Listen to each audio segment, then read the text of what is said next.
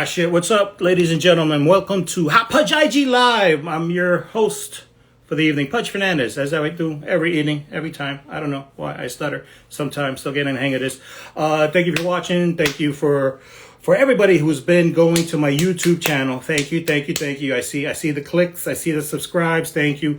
Again, my YouTube channel is Hot Pudge Sunday. Hot Pudge Sunday, like the day of the week. Subscribe. We're already over 50 episodes of Hot Pudge IG Live. Okay. Episodes of comedians, actors. I got FDNY, NYPD. I got veterans, personal trainers, music producers, security experts, celebrity stories. It's a whole bunch of shit. It's totally cool. Check it out. And also some comedy. Yes, I am a stand-up comedian.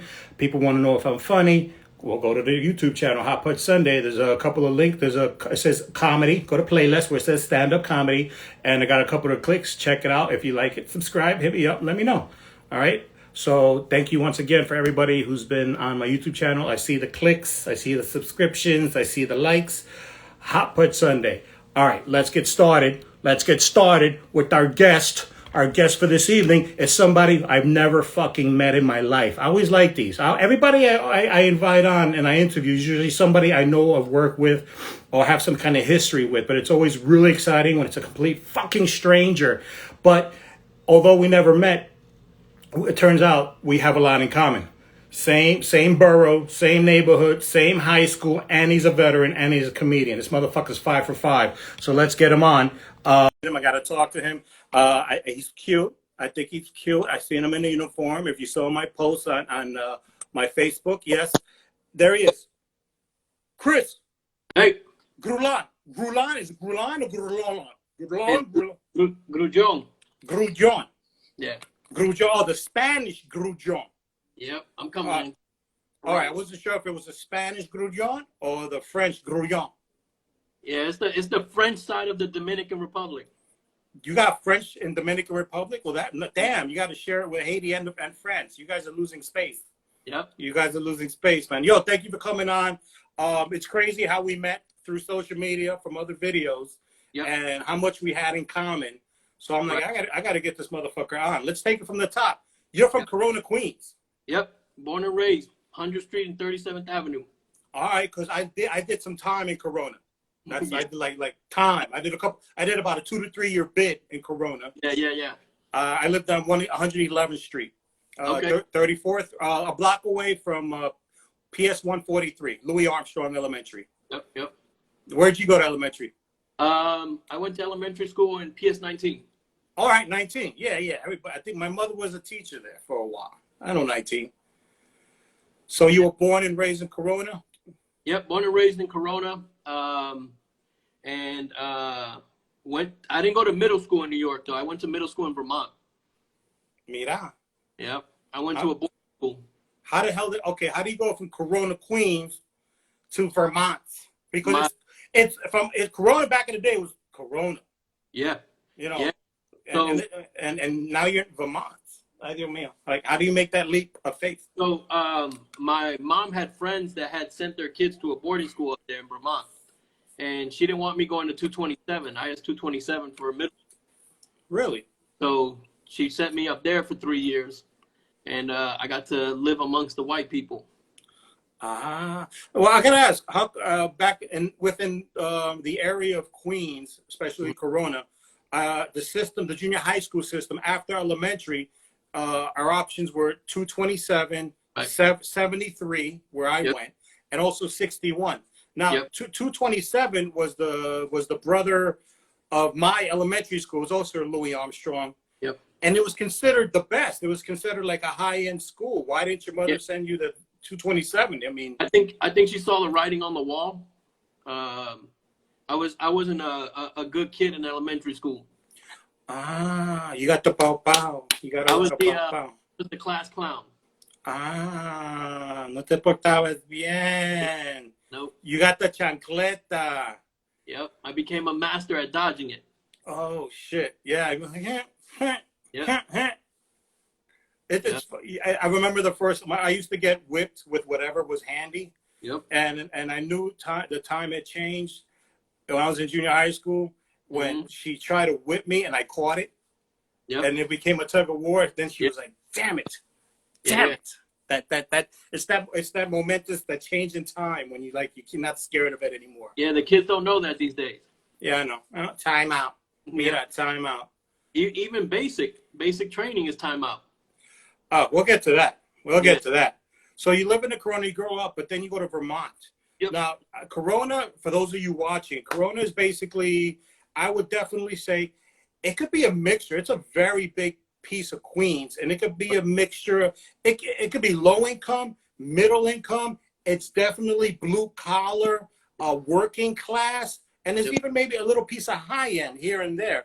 So, but for the most part, it's very urban, very Latino. When I grew up there, it's funny. When I moved into the house where I lived, the house we took over was the second to last white people on the block. Yeah. So literally, we kicked out we kicked out the second to last white people. Mm-hmm. Yep, and then it became a full Dominican neighborhood. Yeah, it always, as far as flexing, there was always the black community. That was always there. But as far as the Latino, it shifted.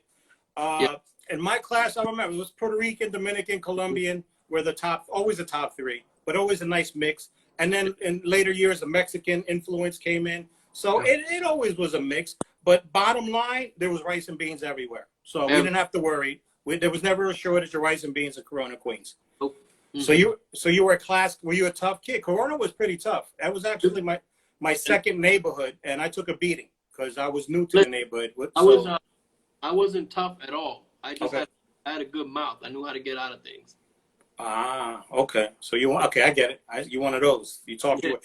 I wasn't. I originally, my first neighborhood and near dear to my heart was Jamaica, Queens. Yep. And I did well. I mean, and the funny thing is, if I switch places, if it was the other way around, it'd probably be the same thing. But Jamaica and Corona was very similar as far as working class and very urban. But because Jamaica was mine, I knew everybody. Everybody knew me, and we got into fights, and it was cool. But when I got to Corona, it was like a whole other world. Yeah, it's different over there. And it just, it's almost the same thing, but it's just because I'm new to that world. It took me a while to earn my stripes. Mm-hmm. You were born and raised there, so you had that feeling. I had that in Jamaica, but if you would have been taken out, you probably, Yeah, I got beat up in Vermont. All right, so tell me, you graduate from elementary and you go to Vermont, Blanquitoville, Gringoville. Yeah, it was different. So I went to Vermont for 3 years, 6th, 7th, and 8th grade. It was a boarding school, so we stayed there, and we went to school right down the street. So I mean, there was 100 kids in the whole school. In elementary school, there was 40 kids per class. Right. And so half the class was already in this school. It was crazy. So you had to live there. So basically, you never came home holidays in summer? I came home in the holidays and summer, but that was my main living area was right there in Vermont. Let me just go wash your hands. What was the first shock when you got to Vermont? What was the first, hey, we got another guest. Got another guest. What was yeah, you're on TV. Yeah. What was the first shock? What was the first awakening of Vermont getting out of Corona, Queens? The food. Mommy. And there was no rice and beans. That shit was over with. There was a shortage. Yeah, man. It was you said no shortage before. It was a complete shortage up there, man. So basically they're feeding you. What did it look like? It was government food. I remember it was like WIC. I remember the big cans of peanut butter with the oil on top. Yeah. All that was there. It was all government food. It was good. I mean, so that's what the school gave you? I mean, they provided breakfast, lunch, and dinner, right? Yep. And it was a boarding school. So what'd you have, a roommate? It was 12 kids per house. We had houses. Okay. And so kids per house. And they were from all over the place. New York, New Hampshire, Vermont, Connecticut. They were from everywhere. Did you want to go when she told you? Were you against it? Were you cool with it? I have a twin sister, and her and I went together. Oh shit! it was weird. But once we got the hang of things, it's kind of like the military. Once you get the hang of things and it's smooth sailing, it was all good. So okay, so you were a bad kid. You acted out. I'm guessing your grades weren't all that. In elementary school, no. They weren't all that. No. Because I mean, you got to think like in third, fourth grade, I was walking to school by myself, and it was more about survival than anything else. Yeah. And so the grades, I didn't care about the grades. I just wanted to make. All right. Okay. So once you got to Vermont, was there a huge boost in attitude and grades? Huge. It was a huge difference. It opened my eyes up to something different, which is why it made the transition into the military easier. Yeah, because you had that, right. It's the initial shock of going away and adjusting to your environment. Right. So it was a big plus going. Yeah, and they introduced me to a lot of other things. I realized that there was things outside of New York that white people aren't scary. You know what I mean? I never thought they were. I mean, our landlords were in Corona. Yeah. Oh, yeah. The landlords. Yeah. Yeah. Once a month, they were scary if you didn't have the rent. Yep. All right. So you got used to it, and your grades actually got good. You got your attitude. I got accepted to a boarding school in Pennsylvania called Hershey, Pennsylvania. My sister didn't though, and so my mom didn't want to separate us, and so we both had to go to Newtown. All right. Okay. So you left the hood. You went to Vermont for 3 years. Yep. No rice and beans. Nope. There's an attitude change for the better. There's the grades change for the better. You're acclimated to Caucasian people. Yep. Everything's looking good. Yep. But now you're back in the hood, in Newtown High School. By the way, my alma mater. I'll tell you what Newtown meant to me at the time, because I'm a little bit older. I graduated junior high school in '87, and I was an idiot. Also, Newtown at the time was like unless you had to go there, it was on the bottom of everybody's list. There was actually a lot of scary stories. Yeah. I remember the big story that year was the year before a security guard got stabbed. Yep. So nobody really, it wasn't the top of the list. You know, you only went there if you were zoned or you had no choice. Right. And I didn't know what I was doing. I selected some other high schools, but I had no idea where they were. And finally, when I showed up and figured out where they were like way too fucking far. And I'm like, this is ridiculous. So I ended up going to Newtown. Right. But Newtown wasn't exactly it was a well-known school, but not for the good things. A lot of, what have you. It was a very urban scene. There was a lot of fighting. There was a lot of gangs back then. You had the Corona gangs, the Elmhurst gangs, Broadway, the Asian gangs, and it was a hot mess. Yep. And that was my era. Did you go to the annex? No, I squeezed out of there. I was supposed to because I registered late. They were trying to send me to the annex for the first year, and luckily I asked the question. I said, by the way, is there a band? Because I played the trumpet. And the minute I said that, she got on the phone. She spoke to the music department. They needed a trumpet player. And they're like, you know what? We're going to squeeze you in the main building. Yeah, that's funny because I played saxophone and I was in the band. Oh, shit. Who was your teacher? It was a male. I can't think of his name. It was a small guy. Mr. Shanae? Was it Shanae? Yeah, that sounds right. Okay. Older, white, maybe glasses, Jewish gentleman. How many years were you in the? I was in the band for like 2.5, almost 3 years. Okay. I spent my freshman year in the annex. Okay. And so for those that don't know, the annex had no windows. Right. So here's the thing. With Newtown, it became overcrowded, overpopulated. So they took over an old building. That used to be a bowling alley. That was the whole thing about the annex. It was a bowling alley back in the day. I don't know how back, but not in my lifetime. But they bought this building. It was a bowling alley. There's no windows, absolutely no windows. I gotta get a charger. Keep going. I hear you.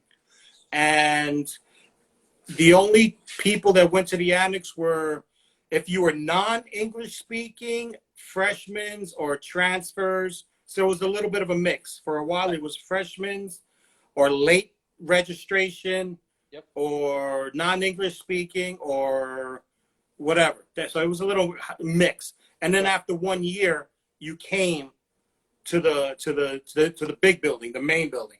Yep. So what was it like in the annex the first year?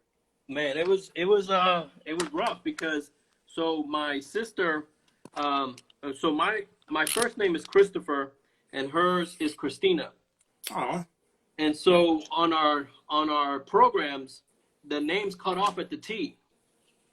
And so they thought we were the same person, so we had the same classes. Oh, Every Jesus. class was the same. And so that sounds like Newtown. Yeah, that sounds. Yeah. Yeah, they fucked it up. They fucked up your program. Yeah. So my first year was rough because my sister, I couldn't be myself. And so my sister would report to my mom and say, yeah, he said this joke there, and I would get my ass beat all the time. So you left Vermont, you come back to Queens, and you're back to your old ways. Yeah, right away. And so but what I noticed was that a lot of my friends had joined gangs in middle school. Yeah. And so that's where things got different because like I could have gone that route. Yeah. Yeah.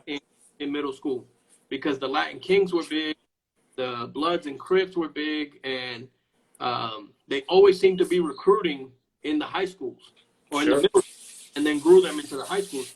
And so that's when I first saw my first gang fight in Newtown in the annex, and there was only 2 exits.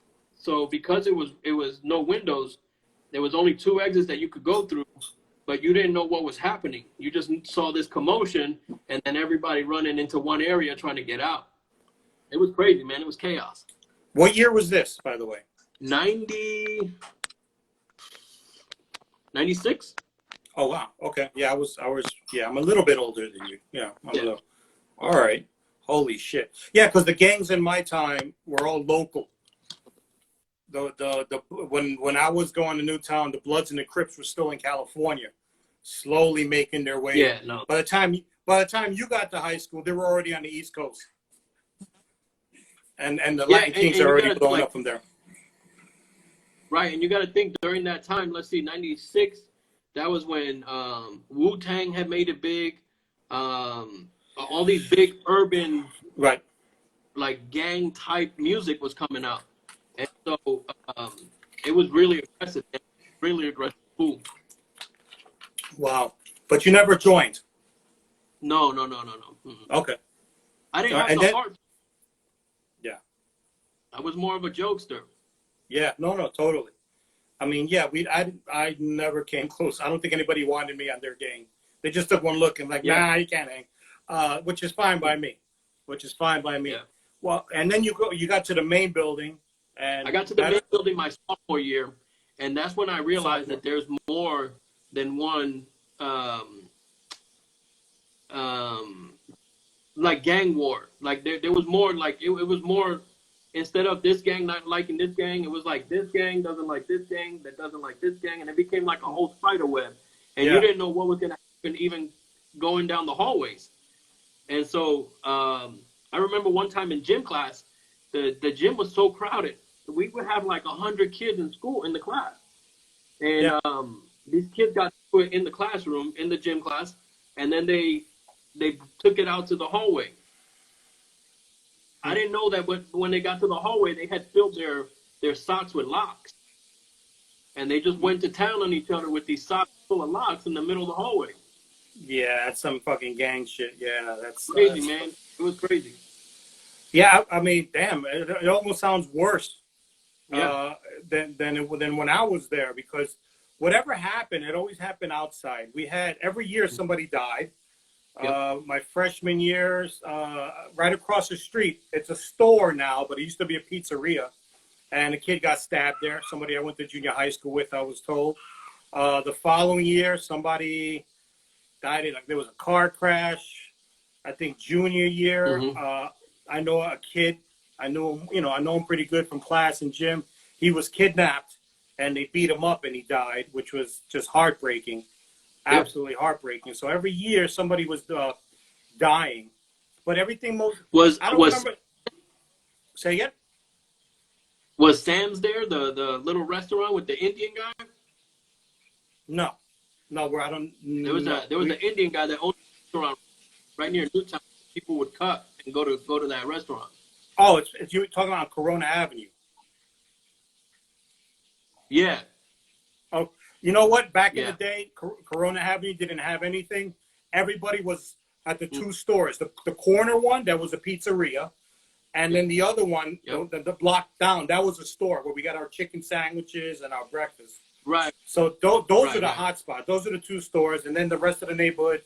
And then, Yep. Queen Center Mall. So I know Corona Avenue, things opened up on the avenue. And now kids, because I remember driving through there.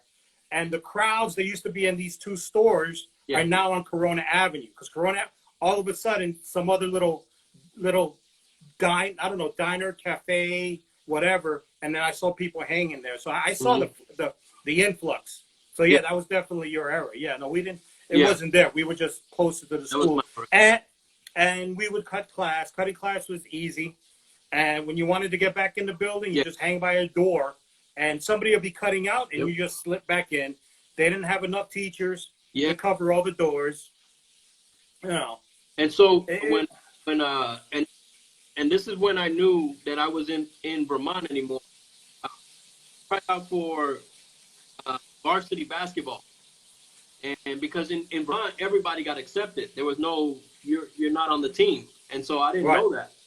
So when I joined the practice, I show up in basketball shorts, in purple basketball shorts above my knees. I didn't know the style, nothing. I was amongst the white people for 3 years, and so I get there, man.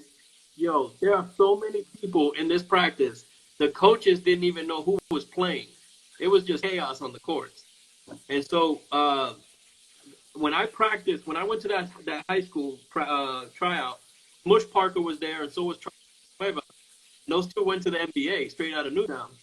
Right. And so I thought I had a chance to make the team, man. That's how naive I was. But that was one of my realities quick, man, that you're not in Kansas anymore.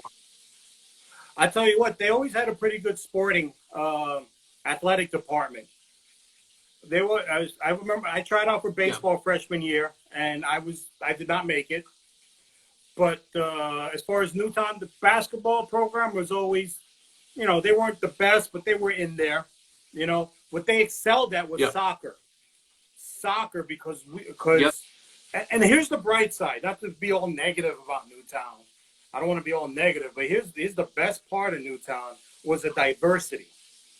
We were, I don't know if it was at your time, but in my time, Newtown High School was the #1 high school in the country for diversity. #1, because we had people from all over the fucking world, like from starting in Mexico down Central South America, every country. Go to Asia, every Vietnam, Korea, North and South, we had them. China, Hong Kong, Thailand, we had them. Europe, we had them. Middle East, we had them. India and Pakistan. All right, the Dominicans and Puerto Ricans of the Middle East, we had them. So it was a really great experience, and they had a kick-ass soccer team. I mean, they had too many good players. Our third stringers would be like first stringers somewhere else. And it was pretty funny. And the soccer team had Latinos and like West Africans or East Africa, guys from Africa, Cambodia. It was crazy. So because we didn't have a football team, but we had a pretty good. Did you ever hear the rumor about why there was no football in Newtown? No. Never? Mm-mm. The rumor had it that Newtown had football like 100 years ago. I don't know. But allegedly, the son of the principal died from playing football. And ever since then, no more football. Dude, it's an old tale. Who fucking knows? Who knows if it's true? I just heard, yeah, Newtown had football in the 50s or the 40s or whatever, and then the son of the principal died, and that was it. Rumors. I just knew Gene Simmons went there. Yeah, Gene. Yeah, there was quite a few people. Estee Lauder, Gene Simmons. Yep. A very famous comedian, Don Rickles, went to Newtown. You know Don Rickles? Yep. Yep. He went to Newtown. Yeah, quite a few, and Zoe Saldana went to Newtown. Yeah. What did you go? What year? Say again? What year did she go? She was in the 2000s. I think she was 03, 04, somewhere around there. Yeah. So she went there. Yeah. Right. I thought John Leguizamo went to Newtown because he was from the neighborhood in Jackson Heights, but I actually met him. Yeah, I did. Yeah, But he didn't go. He didn't. No, he didn't. I actually spoke to him. He went to middle school 145, which I knew, and he was from Jackson Heights, but he went to a specialized school in Manhattan. So yeah, I think that there's a lot. There's a stock market guy. Yep. There's Villanova, a couple of major leaguers. You know, Omar Minaya, GM of the Mets, went there. So yeah, definitely a few heads. We have our stars. So yeah, for sure. You know, shout out to Newtown. And I know it was tough. But hey, I got out of there. Did you get out? Did you do 4 years and out? I mean, you graduate on time? I actually did 5. I did 5. Oh, what happened? I had to do. Newtown had that special program where you could go to school 1 week and work 1 week. Co-op. Yes, I remember it. Right. I did the co-op and I didn't do too well because I didn't realize how busy classwork was. So I ended up failing out and make. Okay. Somebody says didn't Shirley Velez go to Newtown? I don't know who Shirley Velez is. You know Shirley Velez? Yeah. Who's Shirley Velez? Yeah, we were stationed together. Yep. Oh, so this is an individual. Okay, I thought I meant it was a celebrity. Yeah. No. All right, so you did it. So you did an extra year. What happened after Newtown? I went to I can't think of the school. I went to a vocational school to learn computers in Manhattan. TSI? And or TCI? 9/11 happened. Oh, the 9/11 TCI. happened. Yep. Yeah. And then 9/11, I was there. And so it put everything into perspective. I'm like, yo, I'm wasting my time here. I got to do something different. Yeah, that was awakening for everybody. I joined Air. Yeah. All right, so now things are getting juicy. So right out of high school, you went to TCI. Yep. I went to TCI. Okay. Then 9/11 happened. 9/11 happened on my freshman orientation and for TCI. That was that. It was the same day that we did freshman orientation, and the dean of the school had gotten up on the stage, and he said two planes just hit the Twin Towers, but we're gonna keep going. And he was so calm. I thought that shit happened all the time. I was naive. Yeah. I didn't know how serious it was. Right. And so we did the whole orientation, and when we got out, the people from Ground Zero were now making it to Midtown. Yes, and they were covered in white, and they were crying, and I was like, yo, this shit is not serious. Then that made it seem. And so I had to walk from 34th Street to Elmhurst Hospital in Queens because everything was shut down. Yeah, I remember that day. Everybody walked home. Everything got shut down in Manhattan. If you were in Manhattan, you walked. You walked back to Brooklyn. You walked back to Queens. You walked to Staten Island. You walked to the Bronx. A wrap. Yep. Yeah, that day. So that changed you. That day kind of changed the direction. Right. What was crazy was I wasn't even scared that 9/11 happened. I was more scared that I had to walk through Queensbridge to go home. That scared me. Yeah, Queens. That's another neighborhood. Pretty tough. Yeah. So things come to perspective, and you're like, I got to do more. And okay, and I you gotta do made the something. decision. So you made the decision to join the military. Was that an easy decision Right. to choose the Air Force, or were you like thinking about the other branches? Because I'm always intrigued with this. No, What there, makes people there was. decide what? Hmm? I had originally thought the Navy, and then I went to the Navy office, and they were treating me kind of weird, and so I ended up going to the Air Force off of Queens Boulevard, that Air Force recruitment office off of Queens Boulevard, and I joined there. What made So you it was walk into just the air? because I got a weird. Okay, so the Navy gave you a What weird was vibe. that? The Navy gave you a Yeah, weird vibe, yeah, and right. the Air Force right there, so you just walked in. No, the Air Force was so the Navy office I went to was on 82nd Street Okay, in Elmhurst, and I didn't like the vibes that I was getting from the recruiter. He was kind of stringing me along with the bullshit, sign here and we'll take care of you.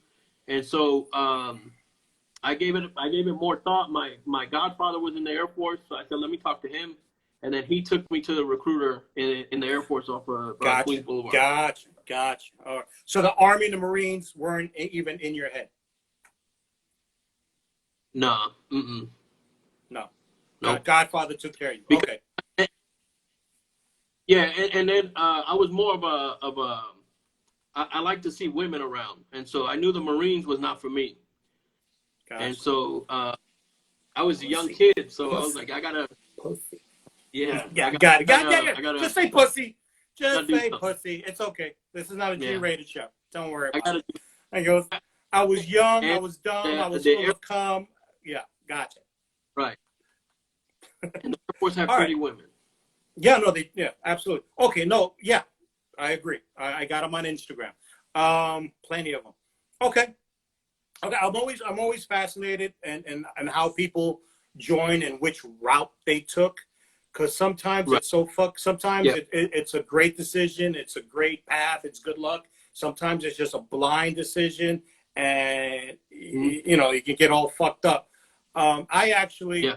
so my backstory is I graduated from Newtown, and I went to Yep. Queensboro, but I hated school. I dropped out after a semester and a half, and then I basically ran around the streets of Queens. I had a job, but I was running around. Uh, Long story short, there was laws being broken consistently every week, every day, and eventually shit popped off. Mm-hmm. I had, we were getting chased, we were getting shot at, we were getting into Mm-hmm. brawls. A friend of mine got a gun in his mouth. Another friend got in an accident. Somebody else got arrested. So at 2 years, it was Mm-hmm. a lot of fun, a lot of craziness, but I felt the walls getting tighter and tighter. And Yeah. I'm like, this is not going to work out for me. And at the time, I wanted to be a cop. Go figure. Yeah. So yeah, I'm committing crime, but I want to be a cop. So I'm like, you know what? This doesn't go. This doesn't go together. And if I get arrested, it's not going to work out. So the only Mm-hmm. to be so at the time, in order to be a cop, you needed 2 years of college or 2 years of Yep. military. Yep. So when all this shit was happening, I Yep. said, you know what? I need to get the fuck out. I'm going military. So me being you know, the ignorant young kid, because I was still a kid. 18, you're still 19, you're still a kid. The ignorant, Mm-hmm. naive, watch too many movies, Platoon, Full Metal Yep. Jacket, and all that shit. I was just gung ho, So I immediately went to the Marines, but Mm-hmm. and it was a short meeting because I walked into the office and I was like, what's your minimum? And they were like 4 years. And that I kind of walked out and I'm like, I'm not sure, because I've spoken, because I try to do research, and this is where kids got it Mm-hmm. good today. Everything's on fucking Google. Everything's on Yep. YouTube. You can't miss. You cannot miss. You literally can find the perfect branch with the perfect job. Nope. You can't miss. Back in the day, we didn't know Yep. shit. That's why recruiters took advantage of us. We didn't have any research. All we had was the TV movies or whatever, and friends. So, I did a poll of, because Yep. again, a lot of people at high school joined. And now that I'm 19, I had already seen some of them. And right. And you think that the recruiter being in uniform won't lie to you. Oh yeah, no. And here's the trick: they don't lie to you. They just don't tell you all the truth. That's another twist. So I asked some people that I know what's up with the military, and it was 50-50. Half of them said, yo, all good, no props, great decision. Half of them were like, I can't wait to get out. This sucks. I don't like it.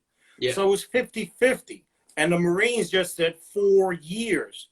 So in my mind, I'm like, if it sucks, I'm going to be there for 4 years. I'm like, that's a long time. So I went to the Army. And at the time, I knew I wanted to be I chose the infantry because I want to be tough. You know, I wanted to be a killer. You know, all that, too much Rambo. So, you know, because I was a tough kid. Anyway, so I went to the recruiter in the Army. I'm like, yo, this guy eyes lit up because I must have been the easiest fucking recruit. I said, infantry, what's the least, what's the minimum? He goes, 2 years. Oh, I'll take it.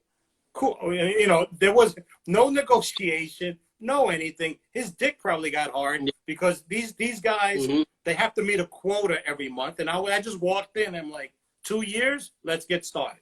Easy. Yeah, and then I said to myself, if it sucks, I'll eat it for 2 years. I can suck for 2 years. I'll eat it. You know, and if I like it, I'll stay. But if it, you know, but 2 years, or I'll leave. And at least if I leave, that's the minimum to be a cop, 2 years. So it all made sense. And Army, infantry, there I went. So that's my story. When you went to the Air Force, did you have lucky for you, you had a godfather square you away. That is the biggest key. Did he square you away on what job to get, or did the recruiter, or did you just take the ASVAB test to see what comes up? Yeah, I took the ASVAB test and went in open general. Oh, get the fuck out. Holy shit. Open general? So they picked the job for you. That's dicey. I wouldn't. No, I wouldn't. All right, so you took the ASVAB test. You took the ASVAB and you told the motherfucker basically, give me whatever you got. Which means I had to get out of totally get it. You know what? I was the same way. The recruiter says, when do you want to leave? I'm like, as soon as possible. He goes, I'm going to get you out in 30 days. So, yeah, I was the same thing. Yeah. Only thing I got screwed over, 30 days, I went to leave, but my security didn't clear. So I had to wait 4 more months. But I was trying to get out immediately. So, so you said open contract. And open contract means the military picks the job for you. And how they pick the job is what they need and demand the most. Right. So whatever they need the most at that moment, you're it. And the job that was in demand that they needed filled that you got was? For me, they originally picked pharmacy tech. Oh. Yeah. Okay. And so and what happened? I go to pharmacy tech school, and the first thing the teacher says is you're going to get people spitting on you and throwing their medicine back at you when they're unhappy. And that to me didn't sit right. Like, I'm not going to take that. Being from New York, I'm not going to take that effect. I know my mouth, and I know that it's going to be a problem. And so I retrained into medical administration. And that's what Okay, so when you left, you left for basic. When did they tell you were pharmacy tech? The week I was graduating basic. Okay, so they didn't tell you. Okay, so you go in, you go to basic training for 2 months. Right. In San Antonio, correct? Yep. Yeah, my cousin just graduated last December. Okay, so 2 months, and upon graduation, they said pharmacy tech. But then they told you that I even have stories. Yeah, I even got stories in basic training where the TIs were a little they were really aggressive towards me when they found out where I was from. And so what happened was when we get to basic training night 0, they put us all in this huddle, and they send us to this processing center. And there was a picture on the wall, and me being the guy that I am, I made a joke, and it made a lot of people laugh, but it didn't. The TIs didn't like that shit, and so The they drill pulled me sergeants, outside, right? and they gave me the chewing of a lifetime my first night. And so the drill instructor said your people are gonna know who you are when you get to your area. And I was like, all right, whatever. I didn't know what that meant. And so when we get on the bus to where basic training is gonna start, that area where we're sleeping, the first thing I hear is we got knuckle fuck in the group. And I was like, well, what the hell is that? And so That's you. That's you. You're the knuckle fuck. Yeah, I didn't know that.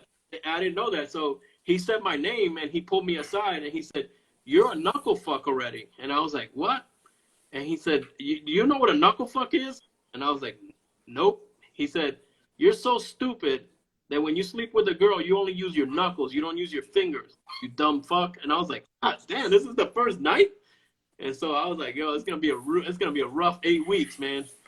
And it was, Yeah, man, it was rough. Yeah, basic training. Yeah, I mean, they shark attack you. They're in your face.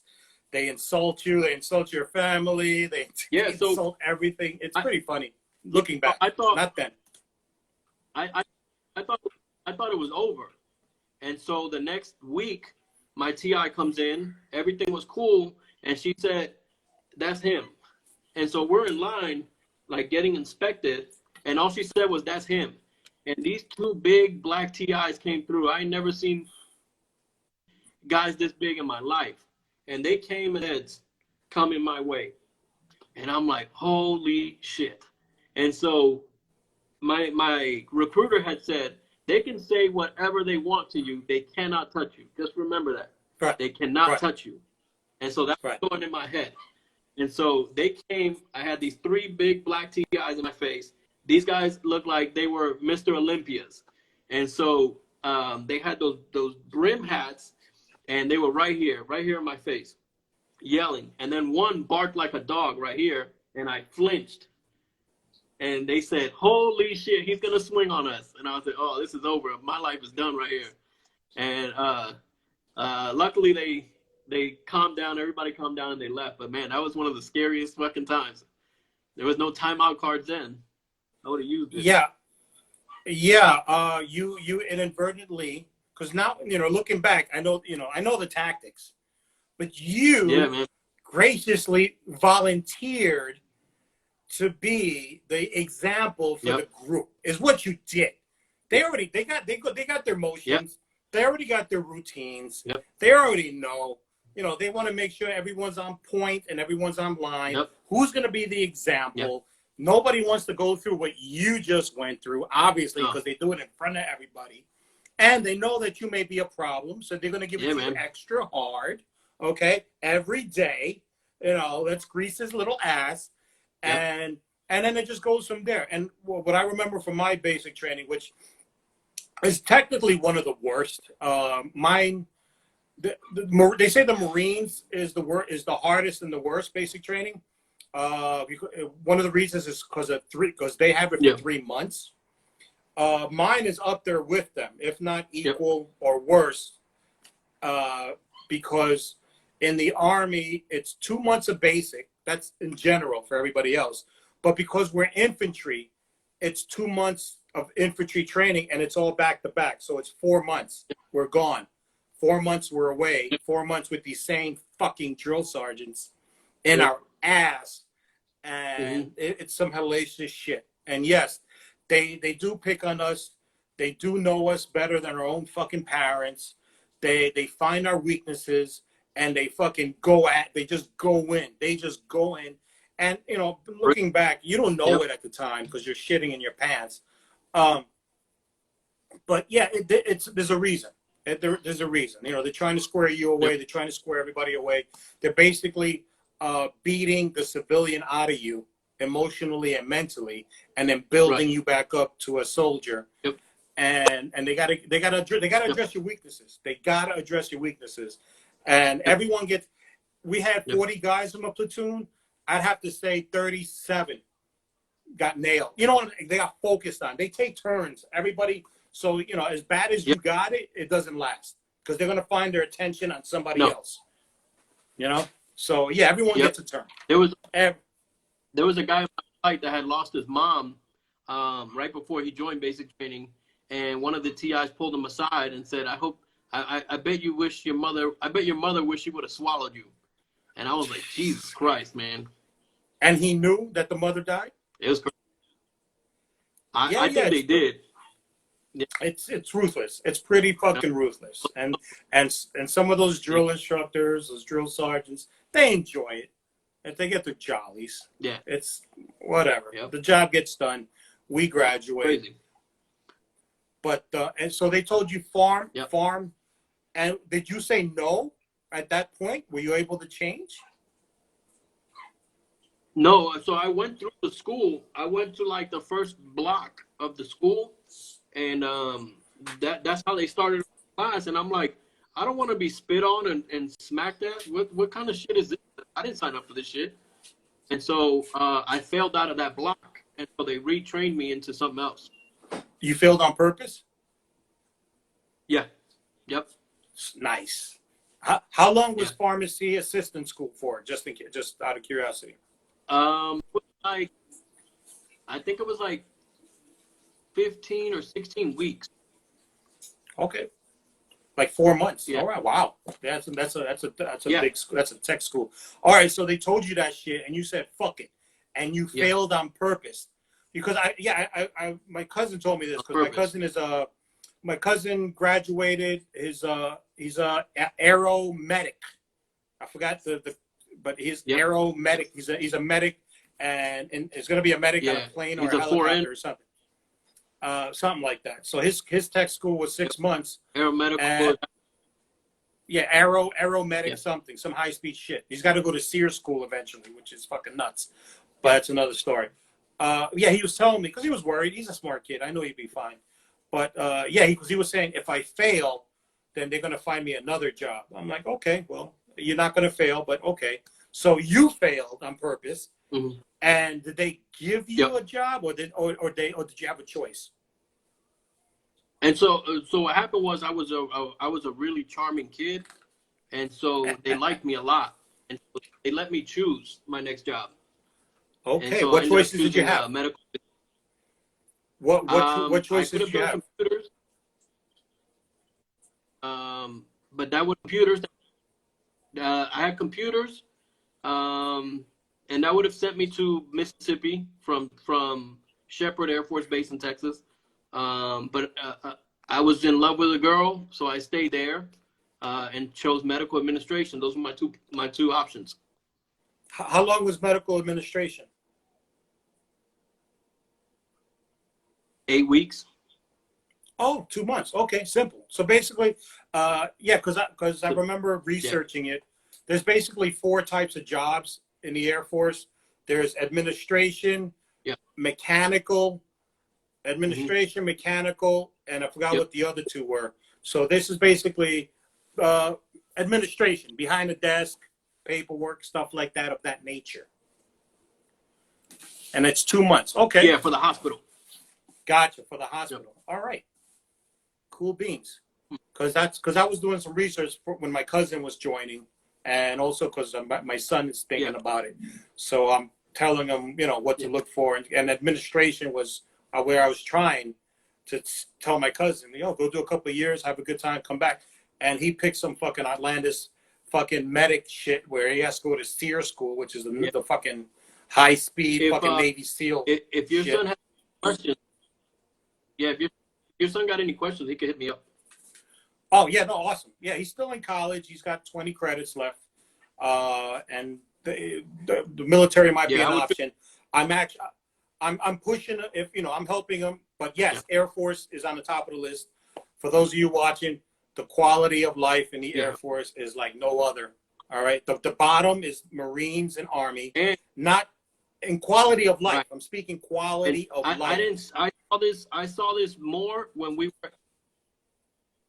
Yeah. I saw that Yeah, more in it's if you, Afghanistan than anywhere else. yeah, like you guys have air conditioning, we have dirt. That's that's one way to put it. Uh, also, Yep. Yep. You, it is what it you, is. Army and Marines are more mm-hmm. combat related. So it's about training. It's about going to the field, going to the desert, and training and eating, shitting, and sleeping in the woods in the desert, and Yep. all that stuff. Whereas the Navy's on the ship and the Air Force is you're supporting the airplanes, and you guys are more it's out of all Yep. the branches. I always say the Air Force is of this more safest of the branches and the better quality of life. Yep. That's why I totally Right. recommend Yep. people to go there, especially if it's my son. So yeah, Yep. so administration, and you stayed in Texas for that. Yep.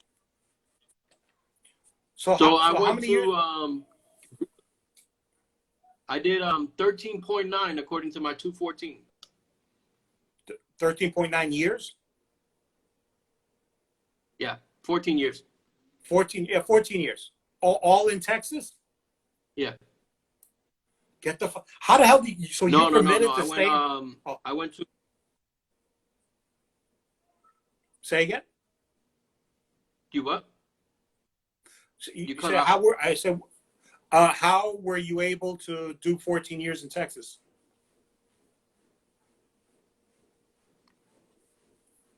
No, no, I didn't do it in Texas. Okay. No, I did. Yeah, I did 5 years in California. Okay. Then I came back to. I did 6 years, and then I went to Guam Air Force Base, Anderson Air Force Base in Guam, and I did 3.5 years there. So you did California, Guam, and Yep. Texas. Texas Okay. and Guam. Okay. Yep. And all medical Yep. administration.